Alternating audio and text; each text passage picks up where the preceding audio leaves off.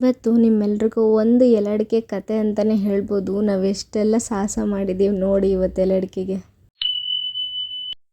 ಹೇ guys, ಎಲ್ರಿಗೂ ನಮಸ್ಕಾರ, welcome back to my daily vlog. ಏನಪ್ಪ ಇವತ್ತು ಬುಕ್ ಇಟ್ಕೊಂಡು ಕೂತ್ಕೊಂಡಿದ್ದಾಳೆ ಬೆಳಗ್ಗೆ ಅಂತ ಅಂದ್ಕೊಂಬಿಡಿ. ಇಂಟರ್ನಲ್ಸ್ ಇರೋದ್ರಿಂದ ಒಂದು ಸ್ವಲ್ಪ ಬುಕ್ ಎತ್ಕೊಂಡು ಒಂದು ಸ್ವಲ್ಪ ಓದ್ಕೊಂಡೆ. ಅದಾದಮೇಲೆ ಒಂದು ಸ್ವಲ್ಪ ಫ್ರೆಶ್ ಅಪ್ ಆಗಿ ಆ್ಯಸ್ ಯೂಶ್ವಲ್ ಒಂದು ಸ್ವಲ್ಪ ಹಾಟ್ ವಾಟರ್ ಕುಡಿದು ಮಜ್ಜಿಗೆ ಸಾರು ಅನ್ನ ಮಾಡಿದ್ದೆ, ಬೇಗ ಆಗುತ್ತೆ ಅಂತ ಅಂದ್ಬಿಟ್ಟು. ಸೊ ಅದನ್ನೇ ಒಂದು ಸ್ವಲ್ಪ ಹಾಕ್ಕೊಂಡು ತಿಂದ್ಬಿಟ್ಟು ಪಟ ಅಂತ ಬೇಗ ಮನೆ ಬಿಟ್ಬಿಟ್ಟೆ.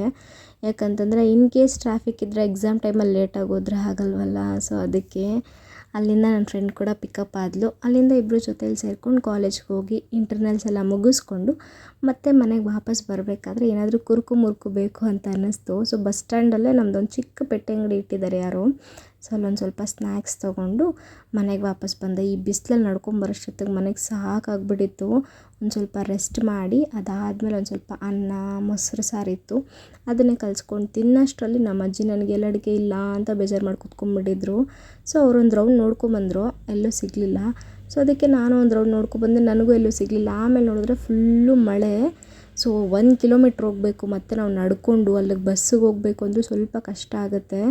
ಈ ಮಳೆಯಲ್ಲಿ ಫುಲ್ಲು ರೋಡೆಲ್ಲ ನೀರಾಗಿಬಿಟ್ಟಿದೆ. ಈ ಮಳೇಲಿ ನಮ್ಮ ಅಜ್ಜಿಯ ಜೊತೆ ಛತ್ರಿ ಇಟ್ಕೊಂಡು ಕರ್ಕೊಂಡೋದೆ. ಅವ್ರಿಗಂತೂ ಚಳಿಲಿ ತಡಿಯೋಕ್ಕೆ ಆಗಿಲ್ಲ, ಬಟ್ ಹೇಗೋ ಮ್ಯಾನೇಜ್ ಮಾಡಿಕೊಂಡು ಎಲ್ಲಡಿಕೆ ತೊಗೊಂಡು ಅಷ್ಟೊತ್ತಿಗೆ ನಮ್ಮ ಬಟ್ಟೆ ಎಲ್ಲ ನೆಂದೋಯ್ತು. ಸೊ ಇನ್ನು ಯಾರು ನಡ್ಕೊಂಬರೋರು ಈ ಮಳೇಲಿ ಅಂತ ಅಂದ್ಬಿಟ್ಟು ಕ್ಯಾಬ್ ಬುಕ್ ಮಾಡ್ಕೊಂಡು ಬಂದುಬಿಟ್ಟೆ.